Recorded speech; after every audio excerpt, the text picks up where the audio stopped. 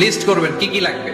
আল্লাহ আমার টাকা লাগবে, আল্লাহ আমার পয়সা লাগবে, আল্লাহ আমার স্বাস্থ্য খারাপ সুস্থতা লাগবে, আল্লাহ আমার ছেলে নাই ছেলে লাগবে, আল্লাহ আমার মেয়ে নাই মেয়ে লাগবে, আল্লাহ আগামী ইলেকশনে আমি দাঁড়াইতে চাই, আমার তুমি চেয়ারম্যান বানাই দিও।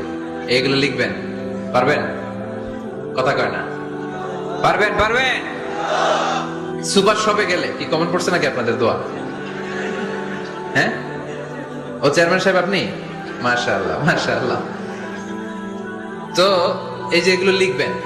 সুপার শপে গেলে কিন্তু আমরা লিস্ট করি, চাল লাগবে, ডাল লাগবে, রসুন লাগবে, পেঁয়াজ লাগবে, করি না লিস্ট?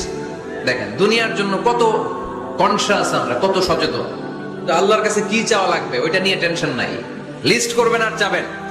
এরপর আল্লাহর হাবিব বললেন দুবুরা সালাওয়াতিল মাকতুবা, প্রত্যেক ফরজ সালাতের পরে আমরা যে আল্লাহর কাছে দোয়া করি ওই দোয়া কবুল করে কে? তাসবিহ পড়বেন আগে, এরপরে দোয়া। ওইটা আমাদের দেশে যেটা ওইটা না। আসসালামু আলাইকুম রাহমাতুল্লাহ, আসসালামু আলাইকুম রাহমাতুল্লাহ, আল্লাহুম্মা আমিন ইয়া আরহামার রাহিমিন। আচ্ছা না, এরকম একটা দোয়া আল্লাহর হাবিব কিন্তু এরকম করতেন না, সাহাবারা করতেন না। ওনারা বসে বসে তাসবিহ পড়তেন লম্বা সময়।